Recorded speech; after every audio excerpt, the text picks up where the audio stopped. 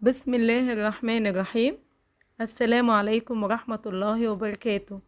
البنات الحلوات، الستات الأمارات، الأمهات الجميلات، فيديو جديد من قناة هالة إباج. عيلتي التانية وحشتوني جدا، وحشتوني قوي قوي.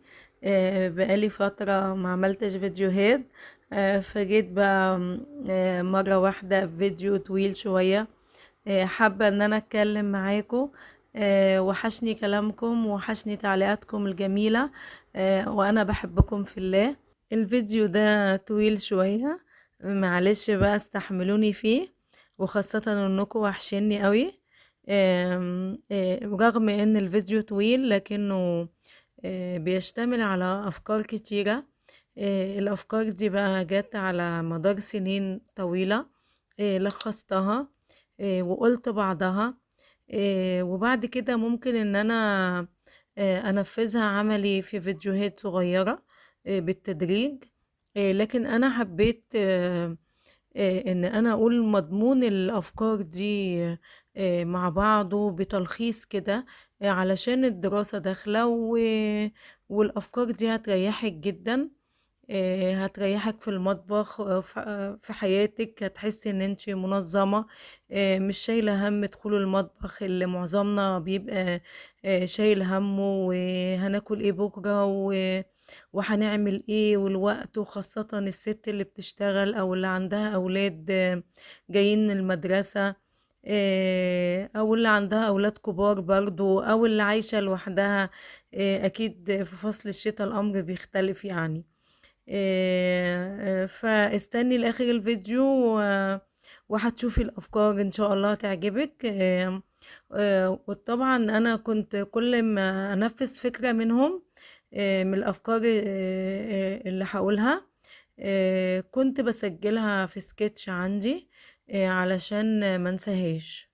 ان عدد كبير من صحابي طلبوا مني ان انا اقول فيديو اتكلم فيه، اعمل فيديو يعني اتكلم فيه عن افكار خاصة بالمطبخ. الافكار دي هتوفر علينا في الوقت وفي الجهد. وكمان فيها افكار اقتصادية ممكن ان هي يكون فيها توفير. لكن اهم حاجة فيها انها توفر علينا في الوقت والجهد. وخاصة للمرأة العاملة وست البيت اللي داخلين على الشتاء وداخلين على المدارس ومحتاجين ان احنا نوفر وقتنا، خاصة في فصل الشتاء ومع دخول المدارس. فهنتكلم كده عن عدة أفكار. ممكن مش هقول الأفكار كلها حسب الوقت ما يكفي. هنقول أهم حاجة فيها. الأفكار دي أنا ماشية عليها من زمان جدا. واحنا دايما بنركز على شهر رمضان ان احنا يكون في حاجات عندنا موجودة دايما جاهزة وفي اي وقت نحتاج لها. لكن ممكن ان احنا نستخدمها في اي فترة من فترات السنة. الافكار اللي هقولها هي عزومة جاتلك فجأة، اتزنقتي وقت زنقة، عايزة اوفر وقتي. فالافكار دي هتنفعنا كويس جدا، واكيد فينا كتير عارفين منها. بنفكر بعض بيها. كانت بتساعدني جدا اثناء فترة شغلي.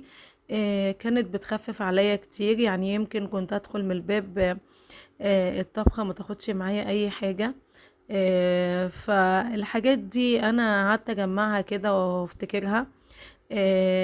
فقلت اقولها لكم. فعلى دخلة المدارس زي ما قلنا.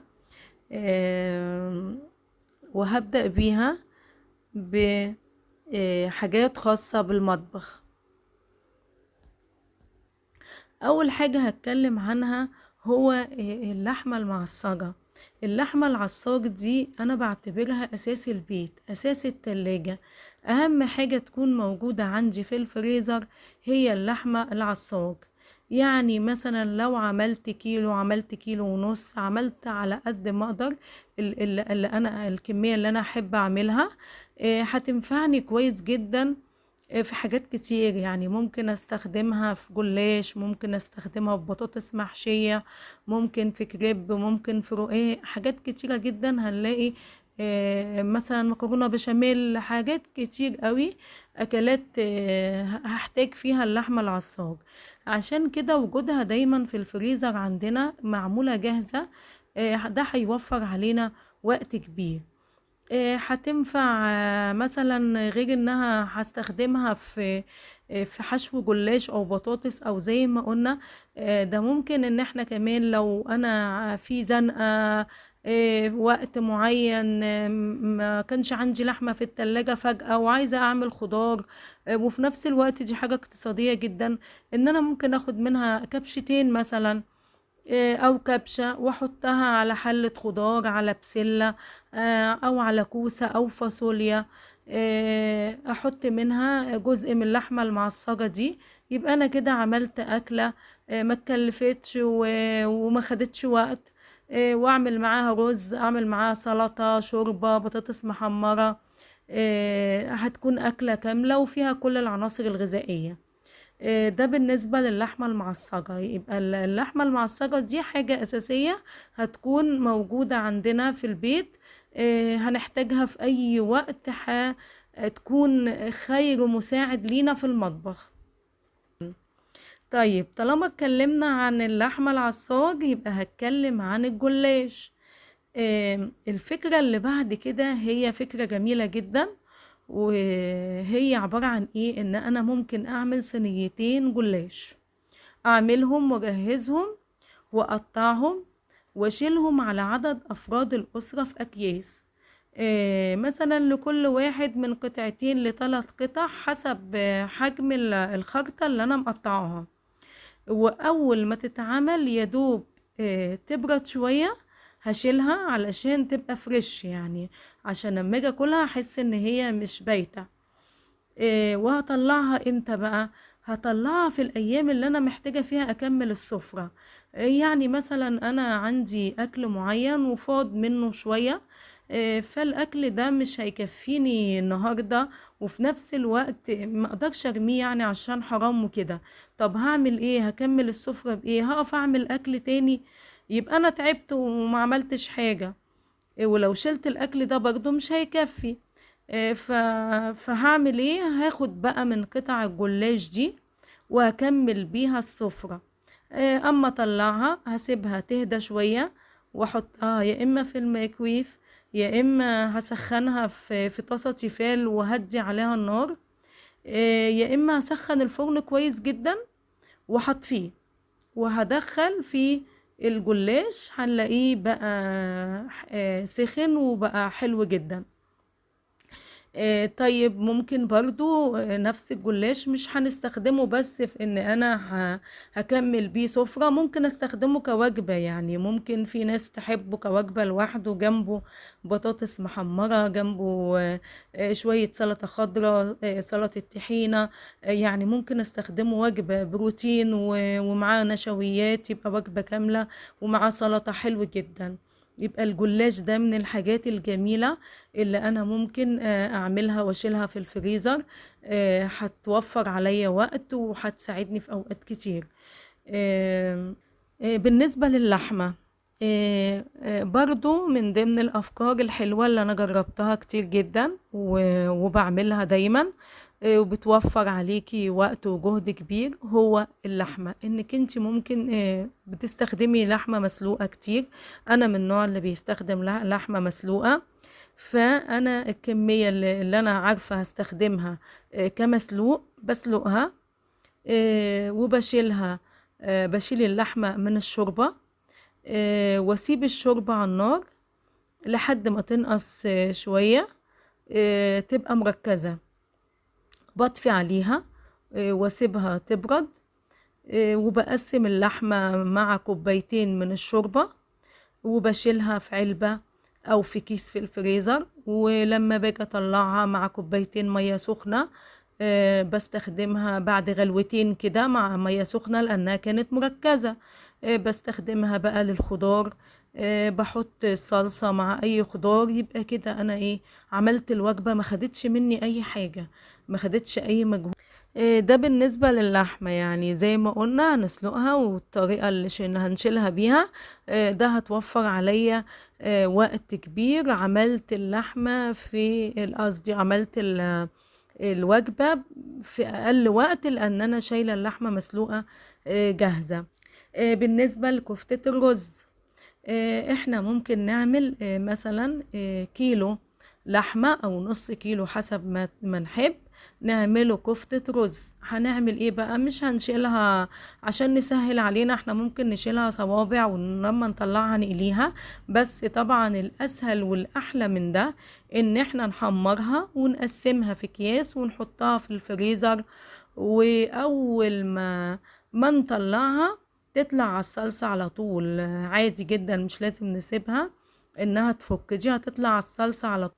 طبعا دي وجبة سريعة جدا، هتنفعنا في اي وقت زنقة، هتنفعنا في اي ضيف جه فجأة، تتحط بجانب الاكل، جميلة جدا.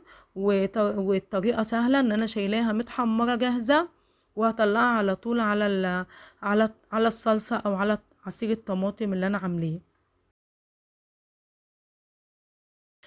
تاني حاجة هتكلم عنها مهم جدا وجودها في الفريزر، هي الفراخ المتبلة. الفراخ المتبلة دي حاجة أساسية تكون موجودة عندي في الفريزر، هتنفعني جدا. يعني هجيب كمية الفراخ اللي أنا بحتاجها طول الشهر أو لمدة أسبوعين، وهغسلها كويس جدا، ويعني نظافة كاملة زي ما احنا عارفين طريقة تنظيفها، وهتبلها بالبهارات اللي انا بحبها، وهنقطعها لقطع، وهنحط عدد القطع بالعدد اللي انا عارفة ان ده عدد افراد الاسرة. الفراخ المتبلة بقى دي هتنفعني في حاجتين، ان انا ممكن لو هشوي هاخدها اطلعها ونحط عليها شوية ليمون، ونضرب بصل وطماطم مع بعض، وهنحطها في صينية وندخلها الفرن. الصينية بتاعت الفراخ المشوية دايما يا ريت تكون صينية بسبوسة او صينية يعني ملهاش حافة، وندخلها الفرن من غير مية كده لمدة ساعة. يبقى كده انا شويت الفراخ بطريقة سهلة، ما تعبتش، وفرت وقت وفرت جهد. وفي نفس الوقت نفس الفراخ المتبلة دي، افرض انا عايزة اسلقها، لو انا هسلقها هطلعها اما تفك طبعا، واحطها في مية مغلية وعلى النار، واحط معاها فصين حبهان، واحط معاها بصلاية والحاجات الورق اللوري والجزر، الحاجات اللي انا متعودة احطها في الشوربة. وكده انا لما شلت الفراخ متبلة نفعتني مرة مسلوقة ونفعتني مرة مشوية، يبقى كده انا وفرت وقت وجهد كبير جدا. وعلى فكرة ممكن برضو نسلق الفراخ عادي جدا، وانا مجرباها.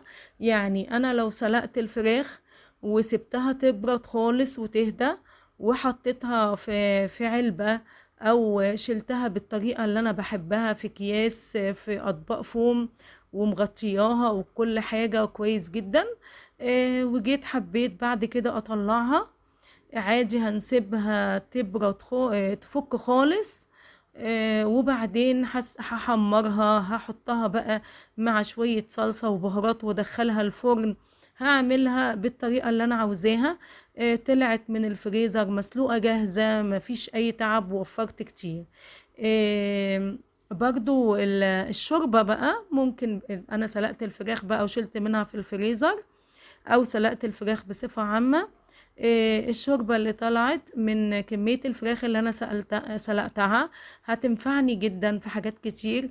هحتفظ بها في اكياس في الفريزر، هتنفعني في اي نوع خضار عايزاه في اي وقت، او ان انا اعمل لسان عصفور، او ان انا اعمل شوربة خضار، هلاقيها موجودة في اي وقت قدامي. فطبعا انا كده وفرت وقت كتير. يبقى احنا دلوقتي اتكلمنا عن اللحم العصاج، اتكلمنا عن الفراخ، واتكلمنا عن الشوربة، ان الحاجات دي تكون موجودة بصفة مستمرة في الفريزر، هتساعدنا كتير جدا وهتوفر علينا وقت كبير جدا.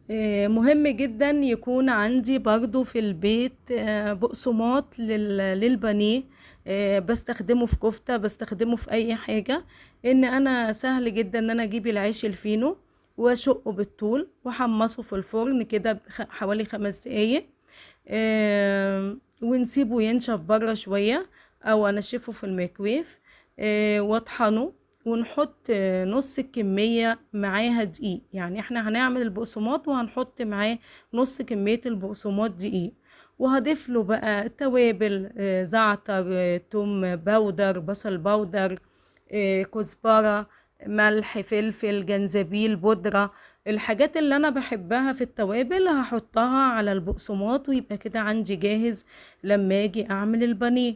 وجبنا سيرة البانيه، يبقى هنتكلم برضو ان احنا عندنا بقسماط اهو، يبقى لازم يكون عندنا بانيه في الفريزر. البانيه من الاكلات المحببة لينا، ولو وجودها جاهز في الفريزر يبقى احنا كده ارتحنا جدا في اليوم ده.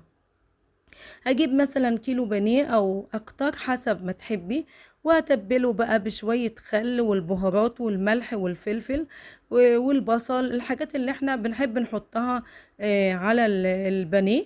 واسيبه يتبل مثلا ساعتين، وبعدين بحطه في البيت وبحطه بقى في خليط البقسماط اللي انا عاملاه. وكده انا سهلت على نفسي الدنيا جدا. وطبعا هحطه في الفريزر، بين كل طبقة وطبقة احط كيس نايلون. ولما اجي اطلعه من الفريزر هطلعه من الفريزر على التحمير على طول.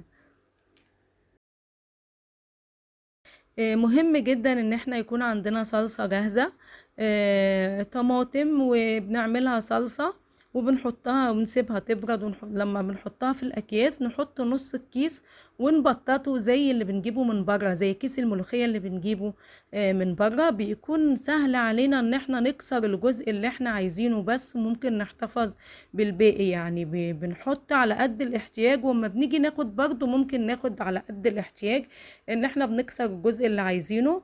وفي نفس الوقت لو عايزين الكيس كله بيبقى سهل علينا ان هو يفك، لان احنا مبططين الكيس مش حاطينه كده على بعضه. الفكرة اللي بعد كده، يمكن كلنا ممكن متعودين نشيل الممبار مسلوق. لا، انا مش بشيله مسلوق. انا كنت الاول بشيله مسلوق، لكن بعد كده جربت مرة ان انا احمر الممبار كله، يعني اعمل كمية واحمره. عملت كمية وحمرته وحطيته في اطباق فوم وغطيته كويس جدا. اولا الفرق بينه وبين المسلوق ان هو لما بيطلع من الفريزر بيبقى سهل جدا ان هو يفك، بيبقى الزيت التحمير مخليه بعيد عن بعضه كده ومش ماسك في بعضه. بيبقى معمول جاهز، مش محتاج منك اي مجهود، وجبة كاملة معمولة جاهزة مش محتاجة منك اي مجهود. غير المسلوق هتقفي تحمريه. فطبعا طلع حلو جدا. ولما طبعا انا بطبيعي هسيبه يفك شوية. وبعد كده هسخن الفرن وادخله فيه ونسيبه شوية كده. هيبقى جميل جدا جدا، يعني هتلاقيه كأنك لسه عاملاه بالظبط. ودي حاجة هتوفر عليكي مجهود وهتوفر عليكي وقت كتير. بالنسبة بقى للمحشي، طبعا فصل الشتاء كلنا بنحب أكلة المحشي جدا. فطبعا بيبقى ساقعة وممكن نكون مكسلين، فلما يكون عندنا الخلطة المحشي موجودة جاهزة في الفريزر، يبقى احنا كده سهلنا على نفسنا الدنيا قوي. يعني مثلا لو انا جبت طماطم مع بصل وضربت الطماطم وعملت البصل، وحطيت الصلصة وحطيت البهارات بتاعتي والملح والفلفل والسمنة او الزيت اللي انا بحبه احطه في خلطة المحشي. واعمل الخلطة جاهزة جدا واسيبها تبرد خالص. وبعدين اضيف لها الخضرة، واضيف لها التوابل زي ما قلنا، واحطها في اكياس ونبططها برضو علشان خاطر تفك بسرعة. فطبعا كده هيبقى فاضل لي ايه؟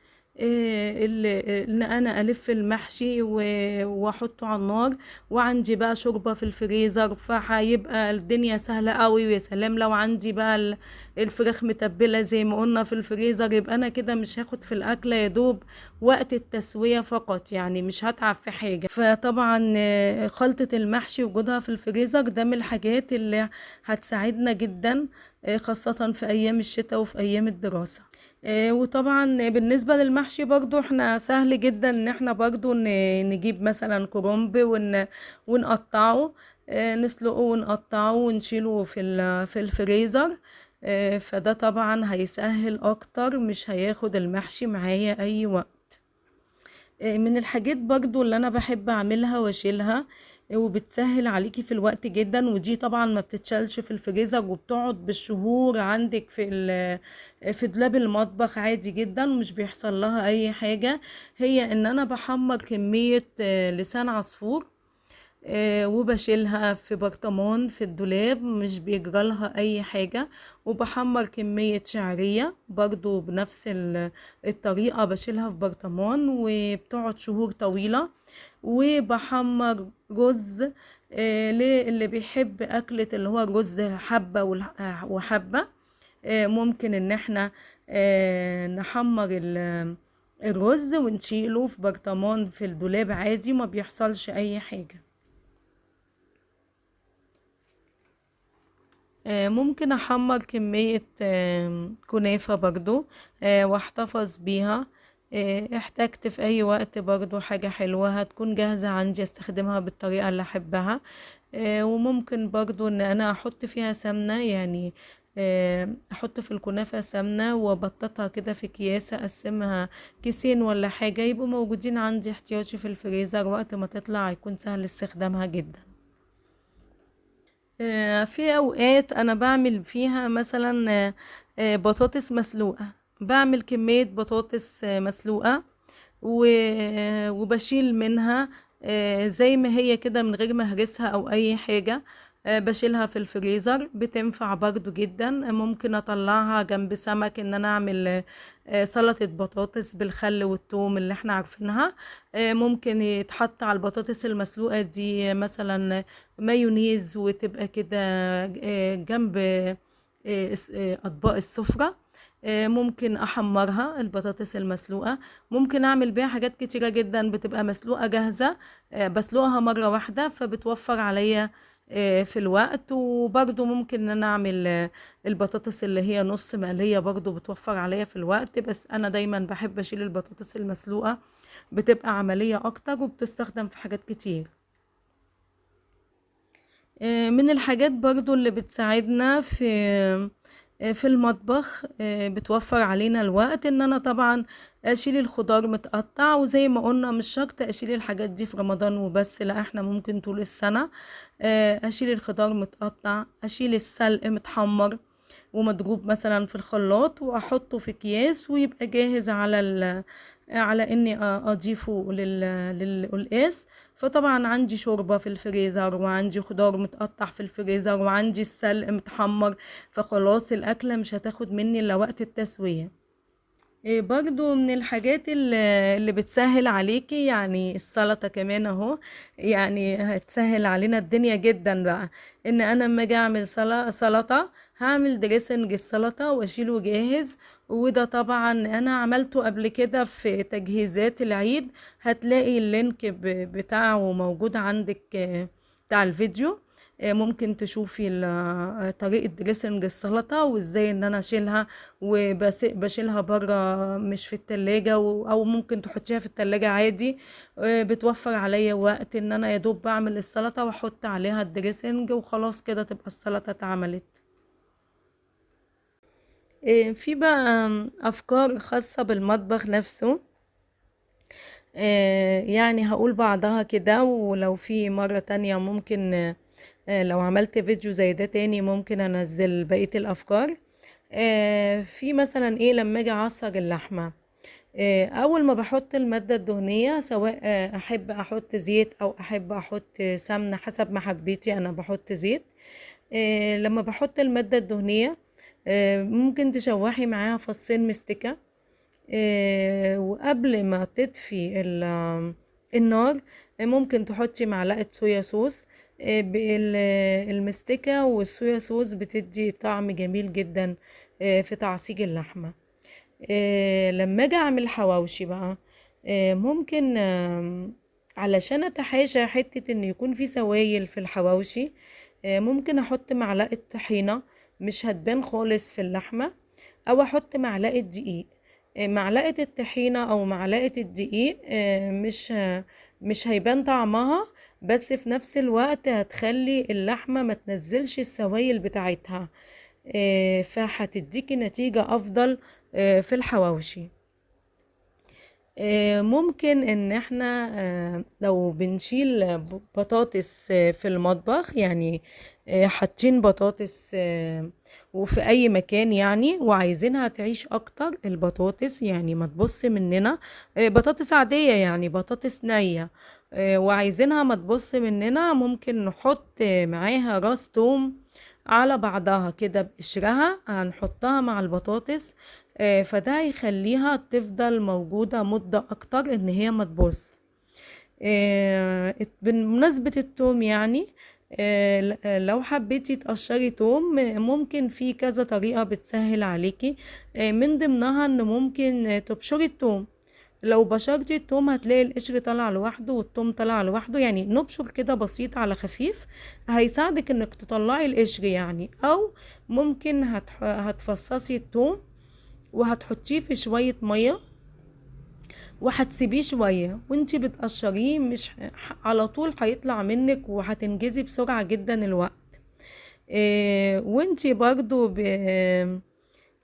بتفرمي التوم في الكبة، هتحطي معلقة خل عليه وهو بيتفرم، هيفضل لونه ابيض على طول، مش هيحصل للونه اي حاجة لو حطيتي معلقة خل. وبمناسبة الخل، لو حطيتي معلقة خل على الكيك كأنها محسن خبز، يعني هتخلي الكيك يرتفع اكتر. بالنسبة لتقطيع القلقاس، هو بياخد وقت شوية. فالقلقاس من الحاجات اللي ممكن تغسلي الثمرة من بره بس، يعني ما تغسليهاش، يعني ناس كتير متعودة تغسلها بمية سخنة وتفضل تشيل الحاجات اللي هي اللي زي الجل دي اللي فيها. انا واحدة من الناس كنت بعمل كده زمان، لكن طبعا الطريقة دي غلط جدا. الحاجات اللي احنا بنشيلها بالمية من القلقاس دي هي فايدة القلقاس، فطبعا خسارة. فاحنا بنعمل ايه؟ احنا بنغسل الثمرة من بره تحت الحنفية، وبعدين بنجيب فوطة نظيفة وننشف ثمرة القلقاس، ونبدأ ان احنا نقطعه بالسكينة على هيئة دواير. وبعد ما نقطعه دواير، احنا هنعمل ايه؟ هنقشر الدواير دي، هيبقى سهل علينا تقطيعه جدا. بعد ما نقشر الدواير دي هنبدأ نقطعها صوابع. بعد ما نقطعها صوابع هنقطعها مكعبات. وبين أثناء التقطيع لازم يكون في ايدي فوطة نظيفة حط عليها ثمرة القلقاس، وكل ما امسك حتة من القلقاس لازم انشفها بالفوطة علشان اقدر اقطعه بسهولة. لازم الفوطة دي حاجة اساسية معايا في تنظيف القلقاس، لكن ان انا اغسله بالمية انا كده بضيع كل فايدته. يبقى الثمرة هتتغسل بس، وهنطلعها على فوطة نظيفة وننشفها، وبعدين هنجيب فوطة كمان غير اللي نشفنا بيها. وكل ما اجي امسك حتة من القلقاس اللي قطعناه بالطريقة اللي انا قلت عليها، هنشف الحتة اللي انا هقطعها قبل ما اقطعها. الطريقة دي سهلة جدا، واجيب كمية مثلا واشيل جزء منه في الفريزر، هيبقى جاهز عندي لما اجي استخدمه، هيبقى سهل ان انا استخدمه، بنزله على طول على الشوربة. احيانا برضو بنحب ان احنا نقلي بتنجان، البتنجان الرومي اللي هو الجميل ده. بنقلي البتنجان، فبرضو وقفة القلية بتاخد مجهود وتعب.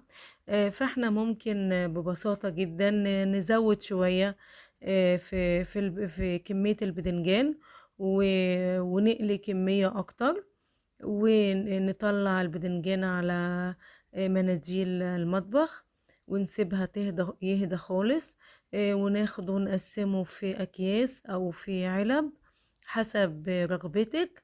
ونشيله في الفريزر. وقت ما تحتاجيله هيبقى سهل ان انتي تطلعيه، تكوني عاملة اللي هي الصلصة بالثومة وتسقطي فيها البتنجان، سواء هتقدميه مع سمك او ممكن هتاخديه تعملي المسقعة. عندك البدنجان مقلي جاهز، متشال في الفريزر، مش بيحصل له اي حاجة. وشيله سهل لان فيه زيت فما بيلزقش في بعضه قوي، بيفك بسرعة. فيادوب هتطلعي البدنجان زي ما قلنا، يا اما هتحطيه في صلصة بتومة، اللي هو البدنجان العادي ابو صلصة اللي بنعمله جنب السمك او جنب اي حاجة، او هتطلعيه هترصيه يدوب في الصينية. وانتي طبعا عندك اللحمة المعصجة، هتحطي اللحمة والبدنجان وعندك الصلصة شايلاها، فدي وجبة كاملة انتي محتفظة بيها في الفريزر. مش هتاخد منك 10 دقايق، وهتكون هتدخليها على الفرن وهتكون جاهزة على طول، هتاخد كمان أقل من 10 دقايق. دي فكرة جميلة وأنا مجرباها، وهتريحك قوي. برضو اتكلمنا عن قلي البدنجان، أكيد هنفتكر قلي الفلفل. ممكن برضو نقلي كمية فلفل. حبينا نحط الفلفل في صلصة، سواء برد على حامي او حامي بس او برد بس، حسب ما نحب. بنفس طريقة البدنجان بنحط الفلفل في صلصة، بيبقى جميل جدا، وبنستخدمه جنب السمك او جنب الملوخية كمقبلات. برضو هيبقى متشال عندك جاهز، هيبقى سهل انك انت تطلعيه تعمليه، مش هياخد منك اي وقت. ونسيت اقول ان برضو ممكن نعمل تومة محمرة ونحط عليها الخل، واللي هو البدنجان ابو خل الجميل ده اللي احنا عارفينه، اللي بنعمله جنب السمك. ونطلع البدنجان من الفريزر ويدوب هنسقطه في خلطة الخل، وهيبقى عندنا جاهز. بالنسبة بقى للفلفل، طالما قلنا الفلفل نفتكر الفلفل الألوان. وخاصة الفلفل الألوان ده من الحاجات اللي هي مش بتبقى موجودة طول السنة، أو لما بتقعد ممكن إن هي تبوظ وهو غالي فخسارة.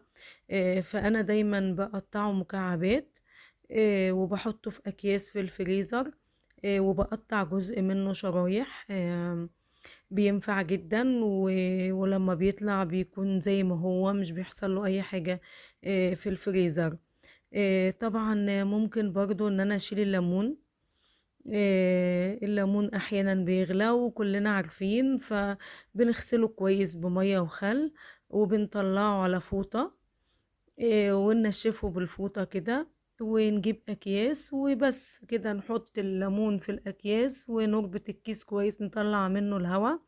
وبندخله الفريزر وبنطلعه قبلها بشوية. هيفك، وبالعكس بيطلع مية كتير اكتر ما بتسيبيه كده على الرف. وطبعا بنحتفظ بجزء منه على رف التلاجة.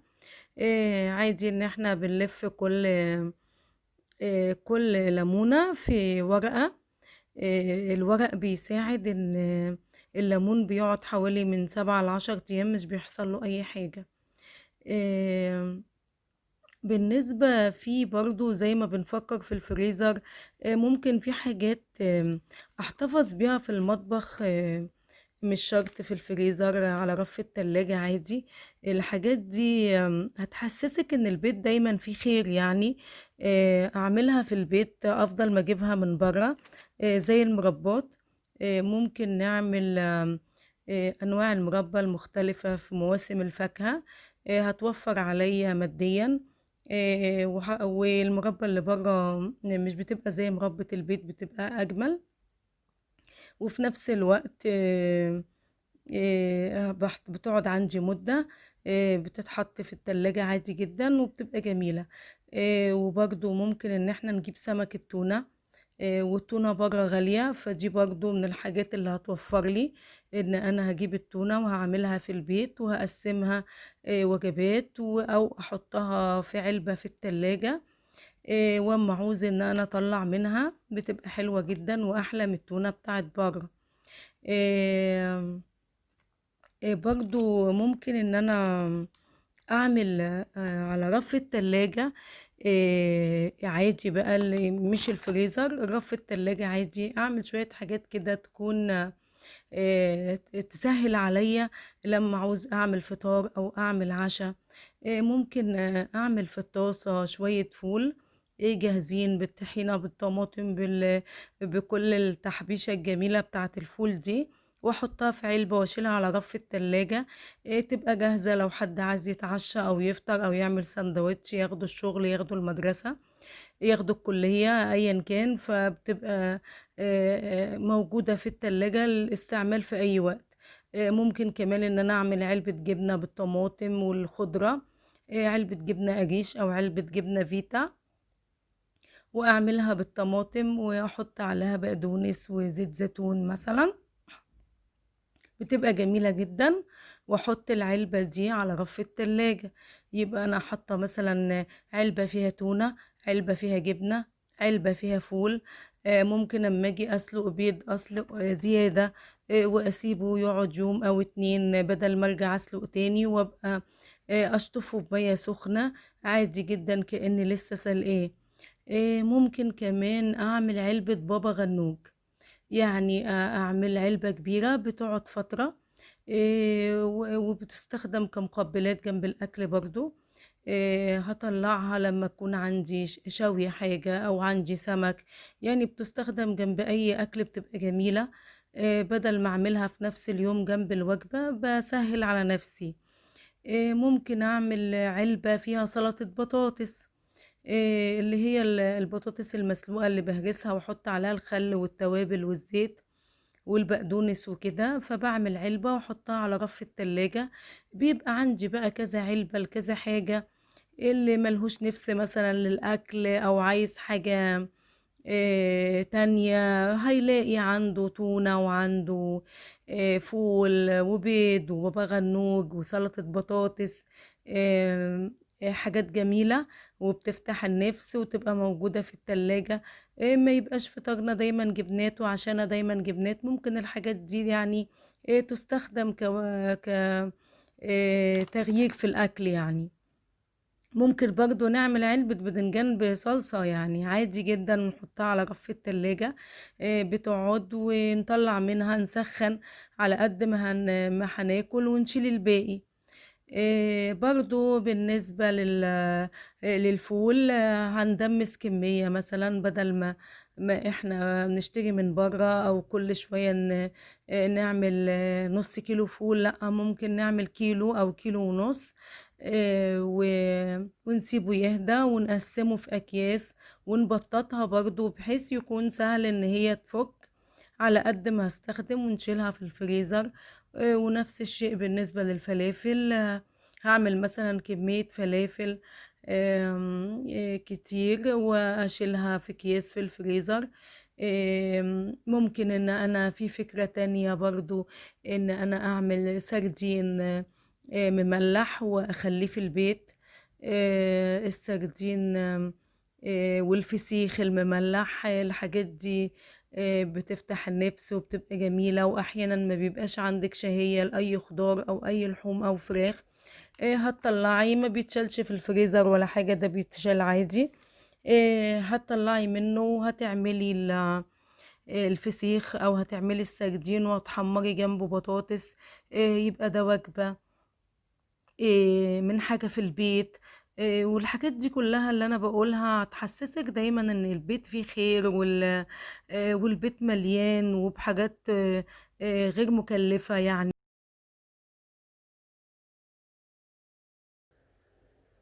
من الحاجات برضو اللي بتسهل عليا جدا في المطبخ هو البصل ده، ان انا كل يوم اما اجي اطبخ اقطع بصل ويعني فيها ارهاق شوية. روائح البصل ممكن بقى ان انا برضو ده هيسهل عليا في فترة الشتاء وفترة دخول المدارس او الست اللي بتشتغل. ممكن ان انا اجيب كمية بصل وافرمها في الكبة، وما احطش عليها اي حاجة خالص، وابططها كده في اكياس واشيلها. وممكن انا اصفرها شوية مع زيت واشيلها. برضو يعني للتسهيل خالص جدا جدا بقى، ممكن اجيب البصل اللي هو الصغير، البصل القوارمة ده، احطه في مية، علشان هو صغير فتقشيره هياخد وقت، فاحطه في مية، اسيبه شوية منقوع في مية، وبعدين اقشره، واجيبه ممكن اقطعه على 4، او اشقه بس واحطه في الفريزر، كيس حتى واحد، وكل ما اجي اعمل شوربة مثلا هاخد منه، او هحتاجه في اي اكلة بتحتاج بصل او رمة، فهيكون سهل الاستخدام. يعني كده بنسهل الدنيا جدا. واحنا قلنا قبل كده عن ان انا بشيل الخضار متقطع جاهز ومتشال في الفريزر.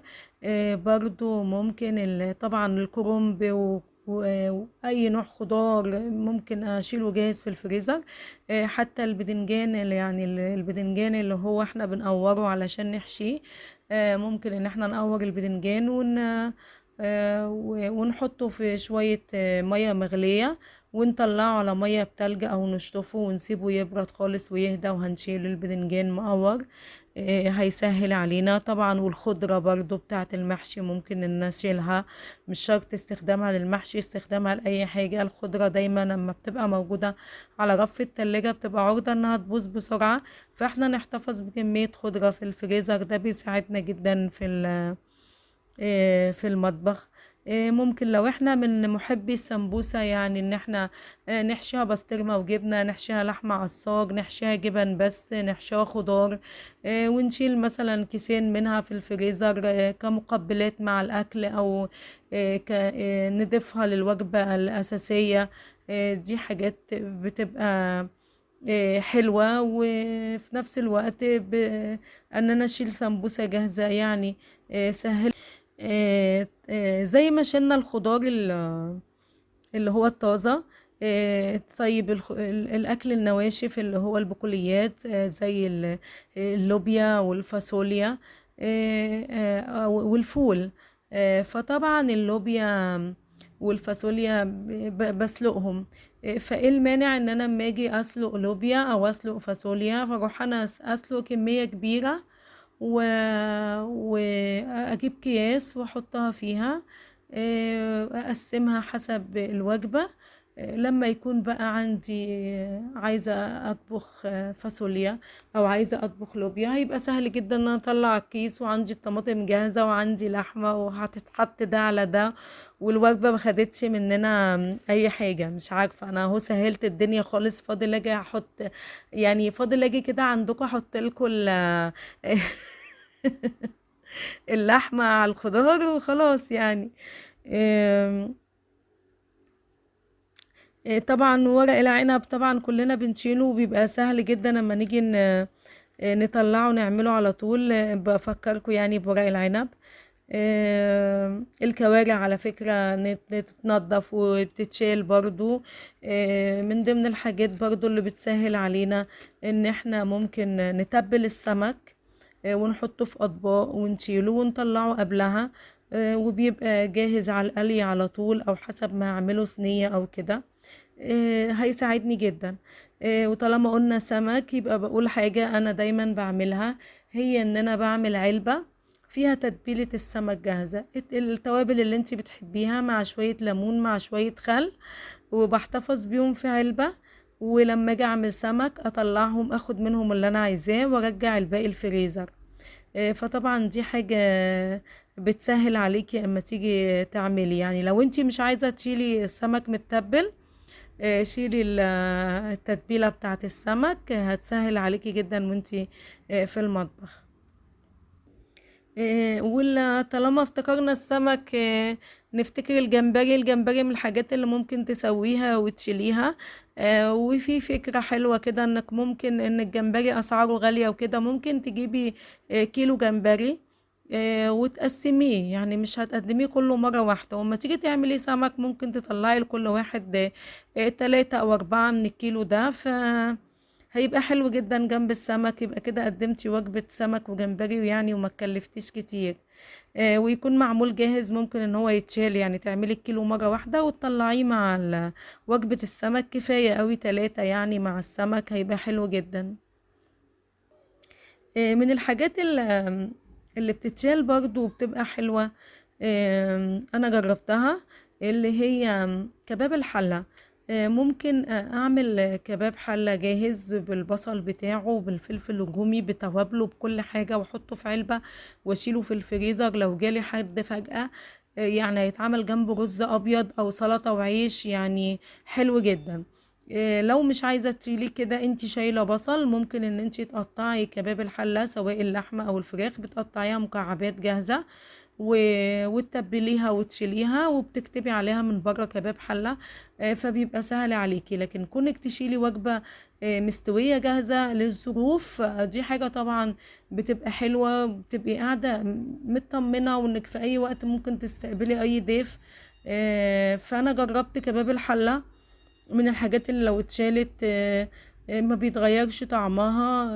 بطلعها قبلها بشوية وبسخنها، بتبقى جميلة جدا، سواء كباب حلة لحمة او كباب حلة فراخ.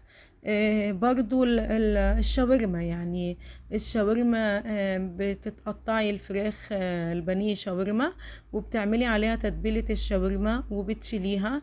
واما بتيجي تعمليها بقى، ما بيبقاش فاضل قدامك الا انك تقطعي بصل فريش وطماطم وخضار الشاورما الفلفل الرومي وكده، وبتبقى سهل جدا، يا دوب بتضيفي الخضار للشاورما يبقى انت كده عملتي الاكل.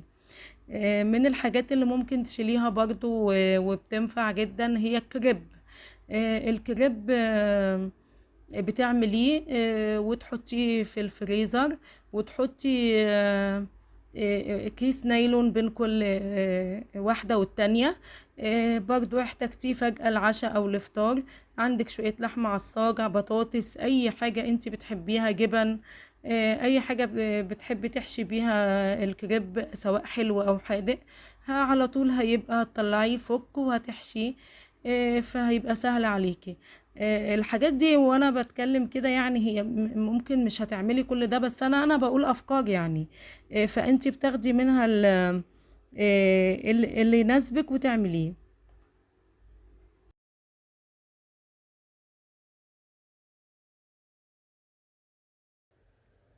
من ضمن الحاجات برضو اللي بتسهل عليا بالنسبة لتقشير البرتقال، اللي بعد ما بقشره ممكن ان انا اقطعه حلقات. تقطيع البرتقال حلقات بيبقى سهل جدا ان انت تشيلي منه البذر. لو انت عايزة تحتفظي بيه في الفريزر، او لو انت عايزة تعمليه عصير وتشيلي البذر، فطبعا ان انت مقطعه لحلقات هيطلع لك البذر على طول، من غير ما تتعبي انك تطلعيه. طالما قلنا البرتقال، نبقى نتكلم عن بشر البرتقال. افضل برتقال ممكن اشيله او ابشره هو البرتقال البلدي الشتوي، هو افضل حاجة في الحفظ. هبشره من الناحية الضيقة اللي في المبشرة، وهحتفظ بيه في برطمان في الفريزر.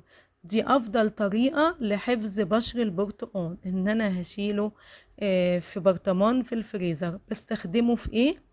بيستخدم بدل الفانيليا في اي حاجة، في الكيك، في البريوش، في بسكويت البرتقال، في اي حاجة هستخدم فيها فانيليا، ممكن استغنى عن باكو الفانيليا ده واحط من بشر البرتقال.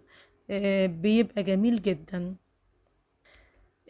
احنا طالما اتكلمنا على البرتقال، برضو لازم نتكلم عن الجزر. يعني انا لو شلت شرايح البرتقال كده في الفريزر عشان لما اجي اعمل عصير تبقى جاهزة، هسلق كمية جزر، والمية بتاعته مش هرميها، هاخد مية الجزر وهجيب شوية سكر، وطبعا هنعمل الكلام ده مركز علشان الفريزر يكفي المكان، وهضربهم مع بعض، يعني الجزر مع السكر مع مية الجزر، وهنضربهم مع بعض. ونشيله في أكياس لوقت الاستخدام. فدي طبعا طريقة جميلة هتساعدني ان انا احتفظ بالجزر لما اجي احطه على البرتقال واعمله عصير، هيبقى سهل جدا.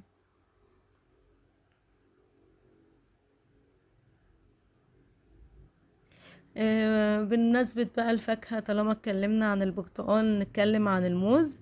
الموز من الحاجات على فكرة اللي ممكن نشيلها في الفريزر. آه، ممكن يتشال بقشره في اكياس او يتشال متقطع، بس الافضل ان هو يتشال بقشره. فطبعا لان الموز من الحاجات اللي لو حطيناها بتبوظ قوام. بس في طريقة كده بتخليه يعيش اكتر خارج التلاجة، اللي هو ان انا اجيب يا اما ورق ألمونيوم من بتاع الاكل واغلف الحتة اللي هي الصباطة بتاعته دي، اغلفها، يا اما اجيب كيس نايلون واربط الحتة اللي هي الصباطة دي برضو، ده بيخليه يعيش فترة اطول.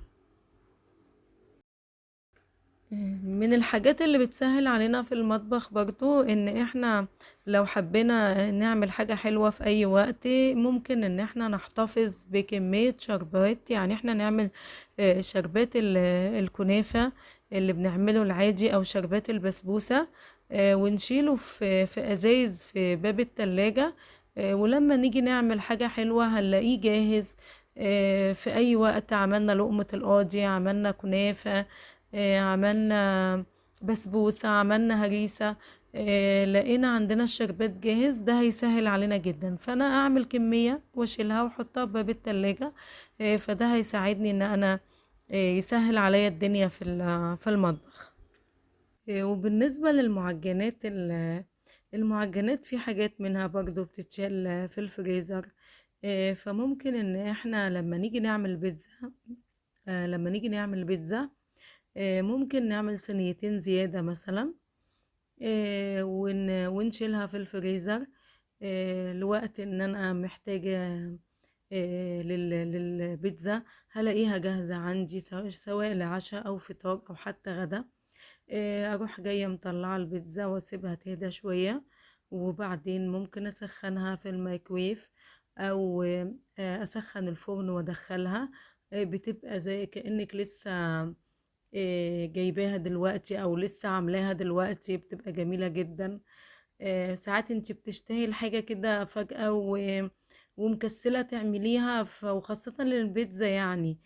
فهتلاقيها عندك جاهزة، يا دوب هتطلعيها وهتسخنيها، مش هتاخد منك اي مجهود. وممكن برضو ان احنا نشيل البيتزا بطريقة تانية، هي ان احنا نسويها نص سوا ونشيلها في الفريزر، ووقت استخدامها هنحط عليها الصوص بتاعها بتاع البيتزا، ونحط عليها سواء الجبنات او هنعملها بالتونة. ايا كان نحب نعملها بالطريقة اللي حابينها.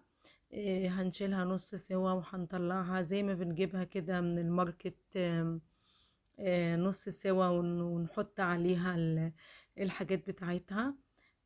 لا، احنا ممكن نعمل زيادة لما نيجي نعمل بيتزا ونشيلها في الفريزر نص مستوية، واما نيجي نستخدمها نحط عليها التوبنج بتاعها، او ايا كان هحط عليها تونة، هعملها مارجريتا، اي نوع انا حباه. هتبقى برضو سهلة جدا. وزي ما قلت ممكن أشيلها معمولة جاهزة، بتكون جميلة وكأننا لسه شارينها أو لسه عاملينها. ممكن برضو إن احنا نعمل شوية منين بالعجوة أو بالملبن أو منين سادة. ممكن نعمل شوية قرص. الحاجات دي بتبقى جميلة في الشتاء، آخر النهار كده مع كوباية الشاي، أو الصبح في الفطار عادي جدا. ممكن الحاجات دي بتحسسنا إن البيت فيه خير. وأي حد جالك ضيف ممكن إن أنا أقدمها مع الشاي. وطريقتها سهلة ونعمل منها كمية. أنا شايفة إن ده الأفضل. نعجنها بمية مش بلبن، لو احنا عايزينها تقعد فترة أطول. لكن لو هعمل كمية صغيرة عادي ممكن تعجنيها باللبن. لو هنعمل كمية كبيرة نعجنها بمية دافية من غير اللبن. ودي فكرة بتبقى جميلة جدا في الشتاء. ممكن برضو تعملي مثلا صينية كيك، صينية آه، هريسة، صينية جلاش. أنا بتكلم عن الحلو بقى. ونحطها في علب كده وتبقى موجودة كذا نوع حلو. عملته مرة واحدة، يستخدم برضو على كذا يوم. فهيوفر عليا ان انا كل يوم اقف اعمل حاجة حلوة او كده.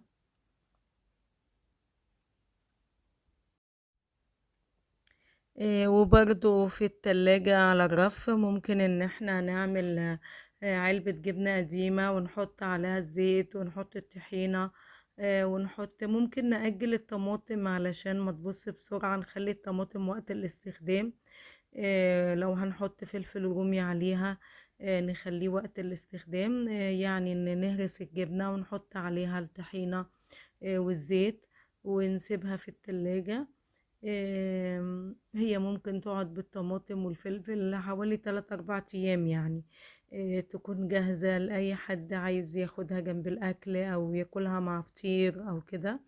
آه، وبمناسبة الفطير على فكرة ان احنا ممكن برضو الفطير نقسمه ونحطه في أطباق ونغلفه ونشيله في الفريزر لأي وقت مش متاح ان احنا نعمله في الوقت ده، يبقى موجود عندنا. بيتشال برضو في الفريزر وما بيطلع منه. يا اما بتحطيه في الميكرويف يا اما بتسخني الفرن وتدخليه فيه، بيبقى كأنك لسه عاملاه دلوقتي او لسه شارياه دلوقتي. من الافكار برضو من الحاجات اللي انا فاكراها بالنسبة لاستعمال الاسترتش رول اللي احنا بنحطه وبنغطي بيه الاطباق عشان نشيلها في الفريزر. ممكن ان انتي قبل ما تستخدميه ب10 دقايق هتحطيه في الفريزر. يعني هتحطيه في الفريزر لمدة 10 دقايق، ده هيساعدك ان هو هيتفك منك بسرعة وهتعرفي تغطي بيه الحاجة اللي انت عايزة تغطيها، يبقى سهل استخدامه.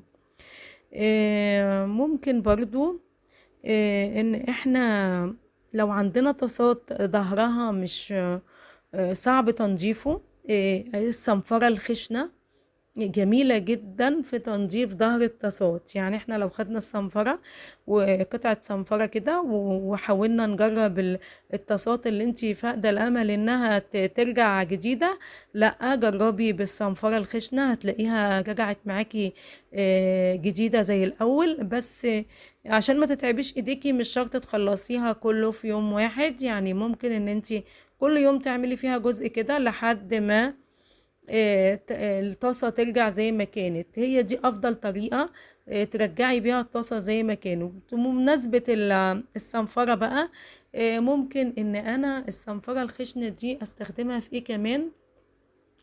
اللي عندها العيون بتاعة البوتاجاز واللي حواليها كده، اللي حوالين العيون، الحاجات اللي هي بتاعة البوتاجاز لو غمقت عندك او ادمت، هتجيبيها تنقعيها مثلا في صابون سايل ومع خل، وممكن شوية نشادر او كربوناتو، وهتسيبيهم منقوعين. البريل مع الخل بيعملوا نتيجة جدا حلوة جدا مع عيون البوتاجاز. لكن لو هي عندك بقى اسودت قوي، فبجيب بعد ما غسلتهم خلاص ونقعتهم، فبجيبها وبنشفها وبجيب الصنفرة الخشنة وبقعد اعملها بحتة كده صغيرة من الصنفرة. وبرضو مش في يوم واحد لانها برضو بتاخد مجهود. هتعملي العيون بالصنفرة هتلاقيها رجعت جديدة زي ما اشتريتيها. فكرة برضو ممكن ان احنا نحط خل، او ضروري جدا ان احنا نحط خل مع سائل غسيل المواعين. ده هيدينا لمعان صحي، لان احنا مهما شطفنا المواعين بيفضل السائل برضو موجود فيها، ودي مواد كيماوية وبتبقى خطر. لكن وضع الخل مع سائل الغسيل بتاع المواعين ده هيساعد ان هي تبقى الاطباق ما فيهاش اي حاجة، وتبقى في نفس الوقت بتلمع، المواعين بتلمع وجميلة جدا.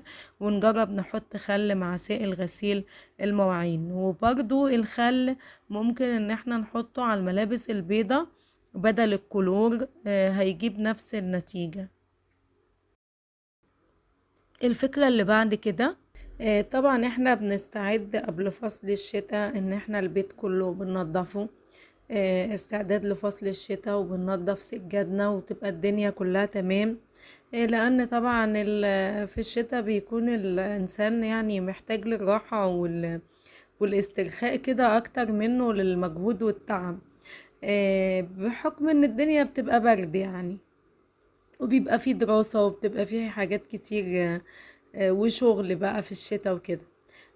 فبنقول ان احنا نضفنا السجاد. طيب بقية فصل الشتاء هنعمل ايه؟ اكيد هيجي في يوم هنحس ان احنا بعد اسبوع بعد 2 ان السجاد ده محتاج ينضف يعني تاني. طيب في طريقة سهلة ان احنا يفضل بيها السجاد محتفظ بشكله الجميل.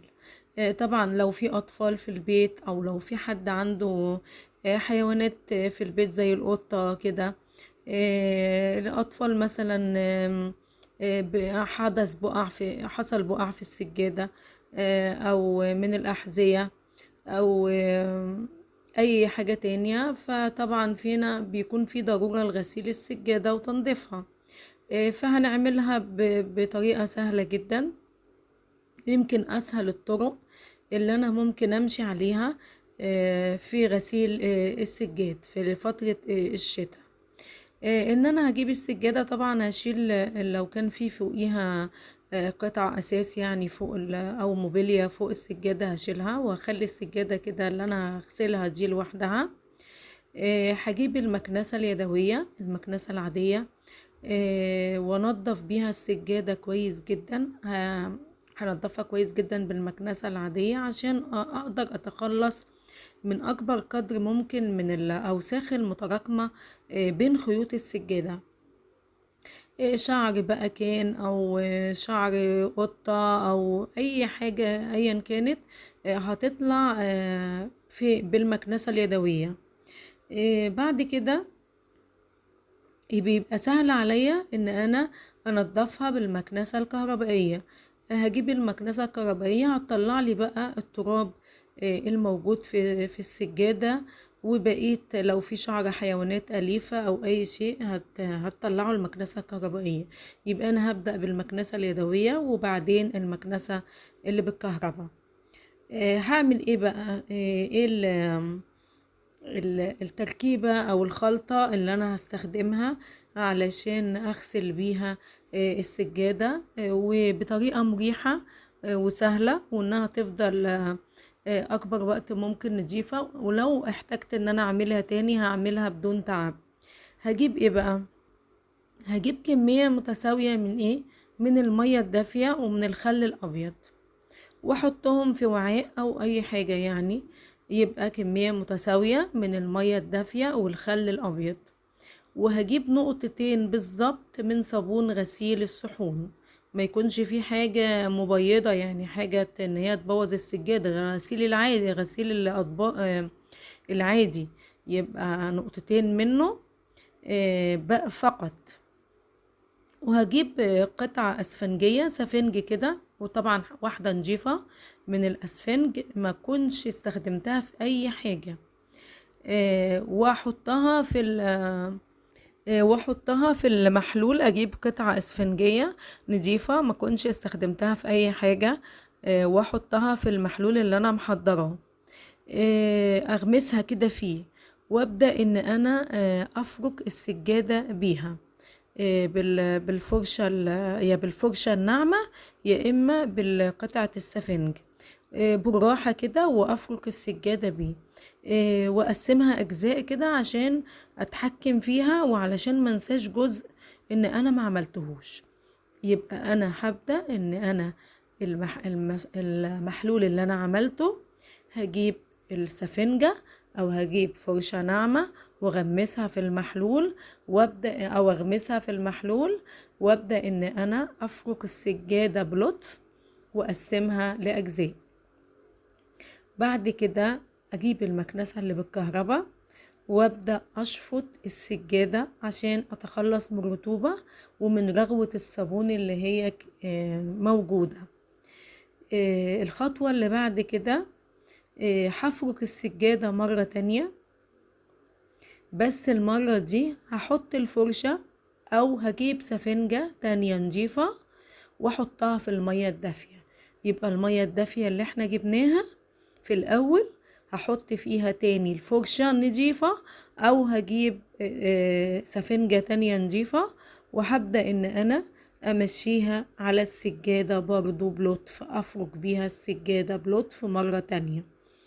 الخطوة اللي بعديها هفتح الشباك وهفتح الباب واشغل المروحة بمكان قريب من السجادة عشان الهواء يتوزع على السجادة، واسرع من عملية ان هي تجف او تنشف. الخطوة اللي بعدها هجيب الكربوناتو اللي هو صودا الخبز، كربوناتو، ارشه على السجادة وهي لسه مترطبة، يعني لسه فيها رطوبة كده من مكان ما عملت، وارش عليها الكربوناتو علشان اتخلص من الرطوبة الموجودة. بالاضافة لان من فوائد الكربوناتو ان هو بيمتص اي ريحة موجودة في السجادة. خلصت كل الخطوات دي، هعمل ايه بقى؟ اخر خطوة هجيب المكنسة الكهرباء وانضف السجادة من الكربوناتو اللي احنا حطيناه. بس ده امتى بقى؟ ده الصبح، يعني هسيب السجادة للصبح، واقوم الصبح انضف السجادة من الكربوناتو اللي انا حطيته. هتلاقيها بالظبط كأنك غسلتيها تحت مية وتعبتي وصابون، وبتبقى مرهقة جدا للظهر. الطريقة دي هتريحك قوي وهتنضفها كويس جدا، وممكن تستخدميها طول فترة الشتاء. وهتلاقي سجادك دايما بيلمع وشكله نظيف وريحته جميلة. وجربي الطريقة هتعجبك جدا.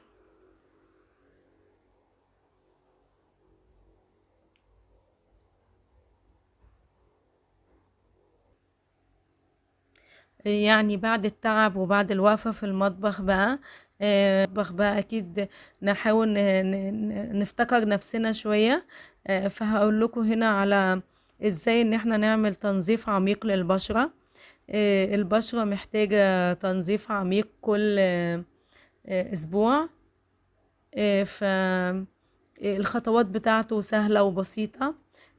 احنا طبعا اكيد عندنا غسول للبشرة، بنجيب الغسول من الصيدلية. دي اول خطوة، ان انا هغسل وشي بالغسول اللي انا متعودة عليه. وطبعا تنظيف العميق للبشرة بيكون حسب نوعية كل بشرة. فاول خطوة هو التنظيف بالغسول. تاني خطوة هحاول ان انا افتح مسام البشرة باي بخار، بالبخار يجي على وشي بخار كده. ده هيفتح مسام البشرة، واكون قافلة عينيا. تالت خطوة تقشير للبشرة، بعمل تقشير للبشرة اما بمقشرات طبيعية او مقشرات جاهزة.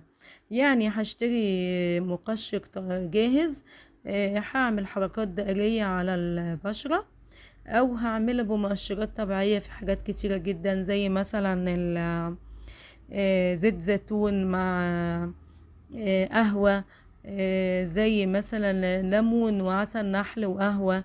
في حاجات كتير مؤشرات من المطبخ للبشرة. دي الخطوة التالتة. رابع خطوة هي الماسك اللي هنعمله. والماسك يا اما هعمل حاجات من المطبخ زي النشا والليمون، او ماسك هتشتريه جاهز. دي الخطوة الرابعة. الخطوة الخامسة اللي بعد كده ان انا هقفل المسام بتاعة البشرة، اعمل لها عملية اغلاق.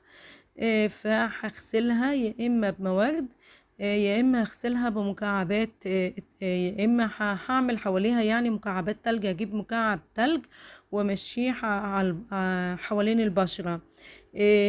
وبعد كده طبعا هحط المرطب الليلي. ده كده بقى انا عملت تنظيف عميق للبشرة. اعوض البشرة بتتعرض له من سخونية المطبخ وبخار الفرن والحاجات اللي احنا بنتعرض لها. وان شاء الله الطريقة دي صحيحة وبتجيب نتيجة جميلة جدا. بالنسبة طبعا، طالما قلنا هنهتم بالبشرة، لازم برضو هنهتم ايدينا دي احنا كل يوم بنحطها في المية وبنتعب. فلازم نهتم شوية بايدينا، ونهتم بضوافرنا. فبالنسبة للحاجات الايد، ممكن نخلي جوه المطبخ دايما في كريم مش غالي. في حاجات طبعا غالية وفي حاجات كتير، لكن في حاجات سعرها بسيط زي مثلا بنسلون المرطب، جميل جدا ونخليه في المطبخ. وبعد ما نخلص ان احنا ندهن بايدينا، هيرطب الايد جدا.